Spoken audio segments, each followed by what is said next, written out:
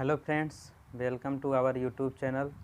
दोस्तों, आज हम सीखेंगे किसी भी संख्या का स्क्वायर रूट निकालने की शॉर्ट ट्रिक के बारे में। तो दोस्तों, इससे पहले वाले वीडियो में हमने सीखा था किसी भी संख्या का वर्ग शॉर्ट ट्रिक से कैसे निकालें। तो अगर आप उस वीडियो को नहीं देखे हैं तो आप चैनल के प्ले लिस्ट में जा कर के उस वीडियो को ज़रूर देखें। तो दोस्तों, चलिए चलते हैं आज के टॉपिक पर। तो दोस्तों, स्क्वायर रूट निकालने से पहले हमें 1 से लेकर के 11 तक की संख्याओं का वर्ग जानना ज़रूरी है। तो दोस्तों, चलिए शुरू करते हैं। जैसे यहाँ पे पहले क्या है कि 3 अंक की अगर कोई संख्या है तो उसका स्क्वायर रूट कैसे निकालेंगे। तो सबसे पहले हम क्या करेंगे, दाहिने तरफ से 2 अंक का एक पेयर बनाएंगे। उसके बाद बाकी जो अंक बचेगा उसको हम अलग पेयर में रखेंगे। तो यहाँ पे 2 पेयर बन गए, एक 84 का और एक 7 का। इसके बाद हमें देखेंगे कि जो ये जैसे 84 है तो 84 में इकाई का अंक कितना है। तो 84 में इकाई का अंक 4 है। अब हम देखेंगे कि किन संख्या के वर्ग में इकाई का अंक 4 होता है। तो यहाँ पे देखेंगे जैसे 2 का वर्ग कितना 4 होता है, 4 में इकाई 4 है और 8 के वर्ग में इकाई 4 है। तो यहाँ पे हम लिख देंगे 2 और 8। इसके बाद हम क्या करेंगे कि जो ये आगे संख्या लिखा है, जैसे यहाँ पे 7 है, 7 देखेंगे किन 2 वर्ग के बीच में 7 आएगा। तो यहाँ पे 2 के वर्ग और 3 के वर्ग के बीच में 7 आएगा, क्योंकि 2 का वर्ग 4 है, 3 का वर्ग 9 है, 4 और 9 के बीच में 7 होता है। तो यहाँ पे क्या करेंगे, हम बीच में होता है इसलिए छोटी वाली संख्या को ले लेंगे। अब यहाँ पे हम 2 लिख देंगे, ऐसे छोटी संख्या 2 है, 2 लिख दिए।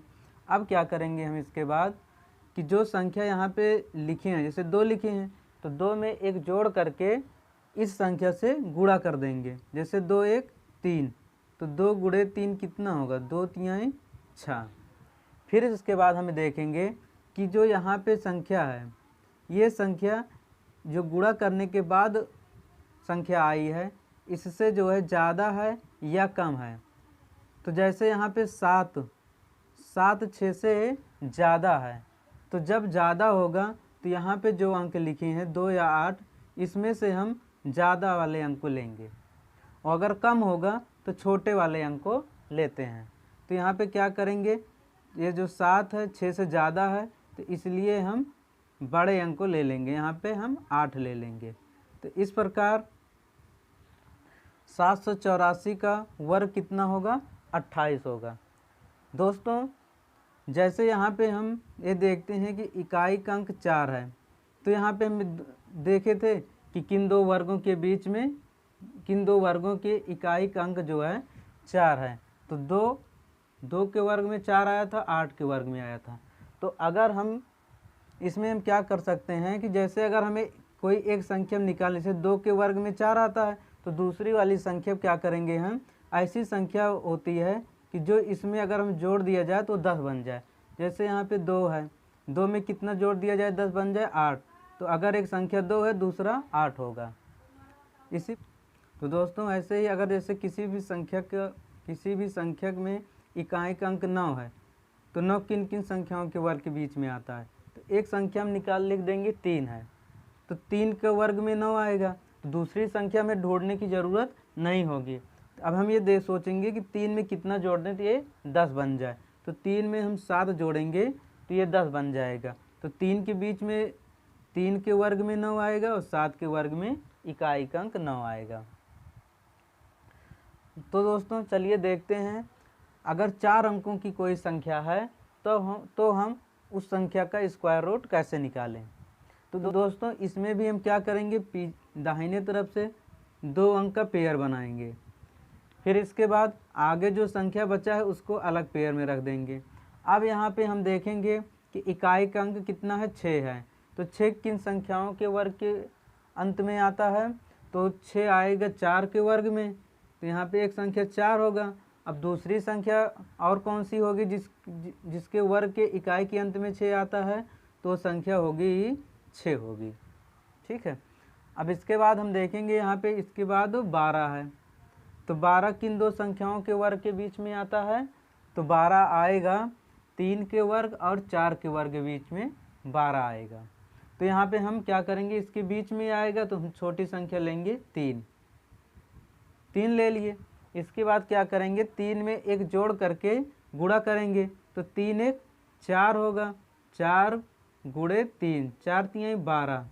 अब यहाँ पे हम देखेंगे कि ये जो संख्या इससे बड़ी है या छोटी है या फिर बराबर है। तो दोस्तों यहाँ पर भी 12 है, यहाँ पर भी 12 आ गया। तो अगर ये वाली संख्या गुणा करने के बाद जो संख्या अगर इसके बराबर होगी या इससे जो है ये संख्या बड़ी होगी, तो हम क्या करेंगे, बड़े वाले अंक को ले लेंगे। तो यहाँ पे ये दोनों बराबर है, तो इसमें बड़ा अंक कौन सा, 4 और 6 लिखे थे, बड़ा अंक 6 है, तो यहाँ पे 6 लिख देंगे। इस प्रकार 1296 का 30 होगा।